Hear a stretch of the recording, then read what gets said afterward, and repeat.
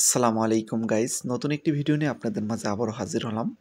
কুয়েতের working visa সম্পর্কে কথা বলবো আজকে। কুয়েতের ওয়ার্কিং ভিসা সম্পর্কে আপনারা অনেক কিছু জানার জন্য আগ্রহ প্রকাশ করেছেন এবং কমেন্ট করেছেন। কুয়েতের ওয়ার্কিং ভিসা বর্তমানে খোলা আছে কিনা এই বিষয়গুলো নিয়ে কথা বলবো। কুয়েতের বর্তমানে কি ভিসা খোলা আছে ১ নাম্বার পয়েন্টে এই বিষয়টি নিয়ে কথা বলবো।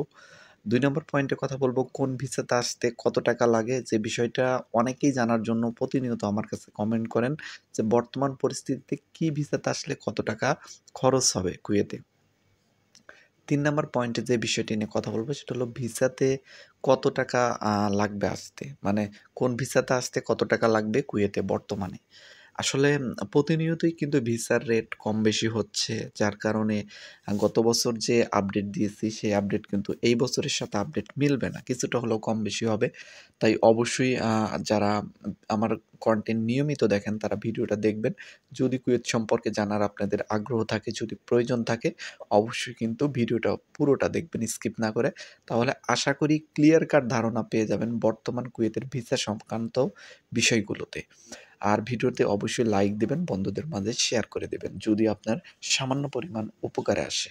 তো প্রিয় বন্ধুরা, যে বিষয়টি নিয়ে কথা বলতেছিলাম সেটা হলো কুয়েতের ওয়ার্কিং ভিসার নতুন খবর। তো ১ নম্বর পয়েন্টে যে বিষয়টি নিয়ে বলবো সেটা হলো বর্তমানে কি ভিসা খোলা আছে। দেখুন, কুয়েতে বর্তমানে ৩ টি ক্যাটাগরি ভিসা বাংলাদেশ থেকে লোক আসতেছে। তার ভিতরে ১ নাম্বারে যে ভিসার ক্যাটাগরি সেটা হচ্ছে আহালি ভিসা। যেটা কুয়েতের সবচেয়ে ভালো ভিসা বর্তমান বাংলাদেশীদের জন্য। এটার উপর দিয়ে কোনো ভিসা নেই। যারা বর্তমানে কুয়েতে আসতেছেন প্রায় শতকরা ৭০% আকুত ভিসাতে আসেন। ২০ থেকে ২৫% হয়তো আহলি ভিসাতে আসেন এবং ৫ থেকে ১০% লোক আসেন আ খাদেম ফ্রি বা খাদেম ভিসাতে। বর্তমান কুয়েতের যে প্রেক্ষাপট তাতে আরকি। তো সবচেয়ে যে ভালো ভিসাটা সেটি হলো আহালি ভিসা। ২ নম্বরে যে ভিসাটি অবস্থান করতেছে সেটা হচ্ছে আকুত ভিসা। আকুত ভিসা আসলে কোনগুলা? এবং আহালি ভিসা কোনগুলা? এগুলো আসলে আপনাদের বোঝা দরকার। আকুত ভিসা হচ্ছে ওয়ার্কার লেভেলের যে ভিসাগুলো আছে বর্তমান কুয়েতের, বিশেষ করে ক্লিনার কাজে যারা আসতে চাচ্ছেন এবং লেবার পোস্টে যারা আসতে চাচ্ছেন, এগুলো ভিসার ভিতর শতকরা ৯০% ভিসাই আকুত হয়ে থাকে। কিন্তু ক্লিনার এবং ওয়ার্কার পোস্টে যারা আসতেছেন, এমনকি লেবার পোস্টেও যারা আসতেছেন, তাদের ভিতর কিন্তু অনেকেই আহালি ভিসা পেয়ে থাকেন। এটা প্রাইভেট সেক্টরে যে ভিসাগুলো দেয় আরকি, যেমন প্রাইভেট সেক্টর কোম্পানিতে যেখানে ২ থেকে ৩ জন বা ১০ জন ক্লিনার লাগে, এই ভিসাগুলো কিন্তু আহালি হয়ে থাকে। আর আপনারা যেটা কুয়েতে বড় যে কোম্পানিগুলো আছে, বিশেষ করে তানজিবকো কোম্পানি বলেন, আল ফয়সাল কোম্পানি বলেন, ওয়েল নসিব কোম্পানি বলেন, আব্দুল হামিদ কোম্পানি বলেন, national company, UFM company, GM company, আরও যে কোম্পানিগুলো আছে, অনেক কোম্পানি আছে। যে কোম্পানিগুলো আপনাদেরকে ক্লিনার হিসেবে নিয়ে আসে এবং তাদের কন্ট্রাক্ট থাকে সরকারি কন্ট্রাক্ট, বেসরকারি কন্ট্রাক্ট, বড় প্রতিষ্ঠানের কন্ট্রাক্ট, হসপিটালে কন্ট্রাক্ট, তারপরে রোডে যে বলদিয়া বা রোড ক্লিনার যে সেই কন্ট্রাক্ট, সেখান দিয়ে কিন্তু তারা আপনাদের সুন্দরভাবে সাপ্লাই করে থাকেন এবং সেখান থেকে তারা ভালো অ্যামাউন্টের স্যালারি মানে কন্ট্রাক্টের টাকা পেয়ে থাকেন এবং সেখান থেকে আপনাদের কিন্তু বেতন স্যালারি দিয়ে থাকেন, যা খুবই সামান্য। কুয়েতে আকুত ভিসাধারী যারা আসতেছেন তাদের স্যালারি ধরা হয় ৭৫ কেডি ৮ ঘন্টাতে। যদিও অনেক কোম্পানি দেখা যাচ্ছে ১ম ১ বছরে আপনারা এই ৭৫ কেডি ঠিকমতো পায় না। ৬৫ কেজি, ৭০ কেডি এরকম পেয়ে থাকে। অনেকে আকামার জন্য ফি কাটে বা মেডিকেলের জন্য ফি কাটে। নানা রকমের আপনার বেডশিট দেওয়া হবে সেইজন্য হয়তো ফি কাটবে। তো যার কারণে এরকম কিন্তু স্যালারি এসে থাকে। যদি আপনি ১২ ঘন্টা ডিউটি করেন সেক্ষেত্রে হয়তো ১০০ দিনার প্লাস স্যালারি আসতে পারে। যদি আপনার ১৬ ঘন্টা ডিউটি থাকে সেক্ষেত্রে আপনার ১২০ থেকে ১৩৫ দিনের সর্বোচ্চ স্যালারি আ এসে থাকে বর্তমানে যে ক্লিনার কোম্পানিগুলো আছে সেগুলোতে। তবে যদি আপনি ক্লিনার পোস্টে আহালি ভিসাতে আসতে পারেন এবং প্রাইভেট সেক্টরে আসতে পারেন সেক্ষেত্রে কিন্তু আপনার স্যালারি বেশি ধরা হয়। অনেক সময় দেখা যাচ্ছে যে ৮ ঘন্টাতেও ১২০ কেডি স্যালারি ধরে, ১১০ কেডি স্যালারি ধরে। আম এরকম রেটেও কিন্তু অনেকেই পেয়ে থাকেন। অনেকেই ১২ ঘন্টাতে সরাসরি চুক্তি থাকে ১৬০ কেডি, ১৮০ কেডি পর্যন্ত স্যালারি কিন্তু হয়ে থাকে। তো আপনারা যদি আসেন কুয়েতে বর্তমান পরিস্থিতিতে অবশ্যই আহলি ভিসাতে আসার চেষ্টা করবেন। এটা আমার পক্ষ থেকে আপনাদের জন্য পরামর্শ থাকলো।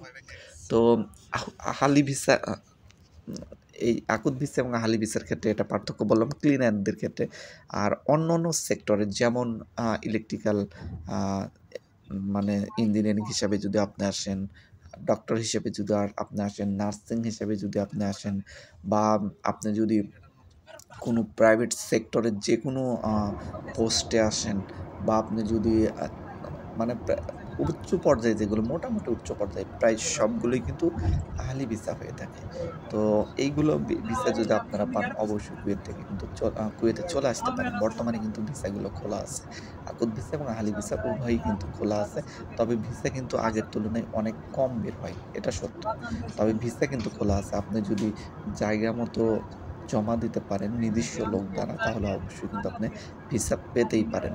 তবে আপনাকে ধৈর্য ধরতে হবে, অপেক্ষা করতে হবে। কি জন্য ভিসা পেতে ধৈর্য ধরতে হয়? কারণ যে ধরেন একটা কোম্পানি থেকে ১০ টা যদি ভিসা বের হয়, সেখানে আপাতত ১০০, ১৫০, ২০০ পাসপোর্ট জমা পড়ে যায়। তো অনেক কোম্পানি আছে পাসপোর্ট জমা নেওয়ার ক্ষেত্রেই সতর্কতা অবলম্বন করে। যে কয়টা ভিসা দেবে সেই কয়টাই পাসপোর্ট জমা নিয়ে থাকে। বিশেষ করে প্রাইভেট সেক্টর কোম্পানিগুলো এই নিয়ম ফলো করে। আর বিশেষ করে যে বড়, বড় ক্লিনার কোম্পানিগুলো আছে তারা এই নিয়ম মোটেও ফলো করে না। তারা শত, শত হাজার, হাজার পাসপোর্ট জমা নিয়ে রাখে। পরবর্তী টাইমে কিন্তু ভিসা খুবই অল্প পরিমাণ দিয়ে থাকে। যার কারণে অনেকেই বছরের পর বছর পাসপোর্ট জমা দিয়েও ভিসা পাচ্ছে না। তো যে বিষয়টি নিয়ে কথা বলতেছিলাম মূল পয়েন্ট হচ্ছে বর্তমানে কি, কি কাজে ভিসা খোলা আছে সেটা হচ্ছে ক্লিনার কাজে ভিসা খোলা আছে। প্রাইভেট সেক্টরে যে ভিসাগুলো আছে সেগুলো মোটামুটিভাবে খোলা আছে। তবে প্রত্যেকটা ভিসার ক্ষেত্রে কিন্তু লামানা পারমিট নেওয়া বাধ্যতামূলক। লামানা পারমিট সাপেক্ষে ভিসা খোলা আছে। যার কারণে ভিসার রেটও বৃদ্ধি পায় এবং ভিসার সংখ্যাও কিন্তু অনেকটাই কমে যায় লামানা পারমিটের জন্য। তো এরপরে আপনাদের বলি যে বর্তমানে কুয়েতে আ ফ্রি ভিসাতে আসলে কেমন হবে বা ফ্রি ভিসাতে ৩ নাম্বার ক্যাটেগরি যে ভিসাটা ফ্রি ভিসাতে বর্তমানে আপনাদের জন্য পরামর্শ আমার পক্ষ থেকে না আসা ভালো হবে। কারণ বর্তমান কুয়েতে ব্যাপক ধরপাকড় চলতেছে, অভিযান চলতেছে। এখন ফ্রি ভিসাতে আসলে মোটেও সুবিধা করতে পারবেন না। তাই আপাতত ফ্রি ভিসাতে না আসার অনুরোধ রইলো। পরবর্তী টাইমে আ অভিযান শিথিল হলে বা অভিযান স্থগিত করা হলে তখন কিন্তু আপনারা ভালো সুযোগ বুঝে ফ্রি ভিসাতে চলে আসতে পারবেন। আর তারপরে যে বিষয়টি আছে খাদেম ভিসা যেগুলো বাসাবাড়িতে হাউস ড্রাইভিং বা আরো যে কাজ করা হয় বা বাসাবাড়িতে বাগানে কাজ করা হয় বা গৃহকর্মী হিসাবে কাজ করা হয় সেগুলো। এই ভিসাগুলো কিন্তু সরাসরি খোলা নেই এবং লামারা পারমিট নিয়েও কিন্তু তেমনভাবে ভিসা বের করা হয় না। তো যার কারণে কিন্তু এই ভিসাগুলো কিন্তু বর্তমান কুয়েতে খুবই কম বের হচ্ছে। খাদেম ভিসাগুলো কিন্তু আপনারা বেশিরভাগ সম্ভাবনাই যে পাবেন না। চেষ্টা করলেও হয়তো পাবেন না। যদি নিজস্ব কোনো লোক আপনার কুয়েতে থেকে থাকে তাদের মাধ্যমে যদি চেষ্টা করেন তাহলে ২-১ টা ভিসা পেলেও পেতে পারেন। তবে পাওয়াটা খুবই টাফ। তো এই হলো ভিসার ক্যাটেগরি। বর্তমানে এই ৩ টি ক্যাটেগরিতে বাংলাদেশ থেকে কুয়েতে বেশিরভাগ লোক আসেন। তো এর বাইরে তেমন কোনো ক্যাটেগরি নেই। মাজরা ভিসা আছে। মাজরা ভিসা বা হোটেল রেস্টুরেন্টের ভিসা বলেন বা আম ওই খাবার ডেলিভারি বয়ের ভিসা বলেন, এগুলো আকুত আহালি ভিসার ভিতরেই পড়ে। কোনো ক্ষেত্রে এগুলো আকুত ভিসা হয়ে থাকে, কোনো ক্ষেত্রে এগুলো আহালি ভিসা হয়ে থাকে। ভিসা না যখন আপনি সংরক্ষণ করবেন, যাদের মাধ্যমেই নেবেন তাকে অবশ্যই বলবেন যে আপনি যে ভিসাটা দিচ্ছেন, ভিসার আসলে ক্যাটেগরিটা কি? আসলে প্রিয় ভাইরা ভিসার ক্যাটেগরি জানাটা কিন্তু অত্যন্ত গুরুত্বপূর্ণ। কারণ আপনি যে কুয়েতে আসতে আকুত ভিসাতেও আসলেও দেখা যায় ৭ লাখ প্লাস খরচ হবে। আহালি ভিসাতে আসলে হয়তো ১-২ লাখ বেশি লাগতে পারে বা প্রায় সেম খরচেই আপনি চলে আসতে পারবেন। তো কেন আহালি ভিসাতে আসবেন না? এবং ভিসার ক্যাটেগরি না জানার কারণে কিন্তু অনেকেই কুয়েতে এসে ধরা খাচ্ছেন। বিশেষ করে যারা শিক্ষিত আছেন মোটামুটি এসএসসি পাস যদি হয়ে থাকেন, অবশ্যই আহালি ভিসাতে আসার চেষ্টা করুন, আকুত ভিসা এড়িয়ে চলুন। আর যদি আপনি লাইফে যদি মনে করেন আপনি লেবারে কাজ ছাড়া কোনো কাজ তেমন একটা করতে পারবেন না, তেমন কোনো যোগ্যতা আপনার নাই মোটামুটি। এখানে এসে শ্রমিক হিসেবে কাজ করতে পারলেই যথেষ্ট আপনার জন্য। তাদের জন্য কিন্তু হালি ভিসা আ বা আকুত ভিসা তেমন কোনো প্রয়োজন নেই। আকুত ভিসাতেই আসতে পারেন। তো তারপরেও চেষ্টা করবেন আপনারা আহলি ভিসা সংরক্ষণ করার জন্য যদিও সবাই পাবেন না।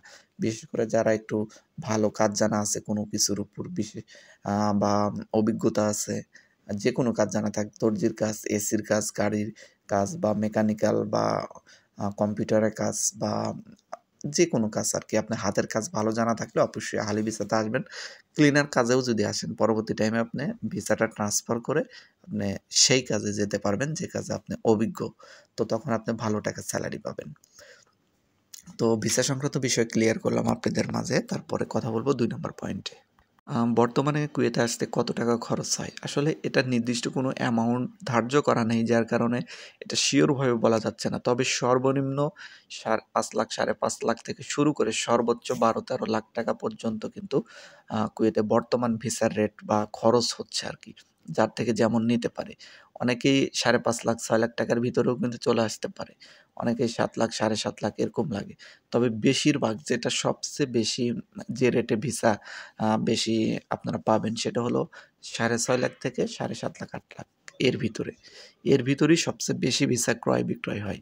তো এর বাইরে কিছু ব্যতিক্রম ভিসা আছে যেগুলোর দাম অনেক হাই নেওয়া হয়। যেমন ইলেকট্রিক্যালের উপর যদি আপনি ভিসা পান বা হাই এডুকেটেড ভিসাগুলো যেগুলোর স্যালারি অনেক ভালো, ভালো মানের ভিসা সেগুলো অনেক সময় ১০ লাখ আপ নিয়ে থাকে। অনেক ভাইয়েরা আমাকে কমেন্ট করেন যে অনেক ভাইয়ের সাথে কথাও হয় যে ভিসা আমার থেকে ১০ লাখ, ১২ লাখ টাকা নিয়েছে, ১৩ লাখ টাকা নিয়েছে, এরকম অনেকের সাথে কথা হয়। তো আসলে একেকজন একেকটা নিয়ে থাকে আরকি। নিজস্ব লোকের মাধ্যমে যদি আপনি জমা দিতে পারেন কুয়েতে, সেক্ষেত্রে একটু ভিসার দাম একটু হলেও কম পাবেন। তো আকুত ভিসার ক্ষেত্রে ৫.৫ লাখ থেকে বা ৬ লাখ বর্তমান এই রেটে পাওয়া যায় না। তারপরও ৬.৫ লাখ থেকে ৭ লাখের ভিতরেই আকুত ভিসাগুলো পাওয়া যায় আরকি। আপনারা চেষ্টা করবেন। আর মেয়েদের ভিসার ক্ষেত্রে সাধারণত ৩ থেকে ৩.৫ লাখ টাকার ভিতরে মেয়েদের ভিসা সবচেয়ে বেশি পাওয়া যায়।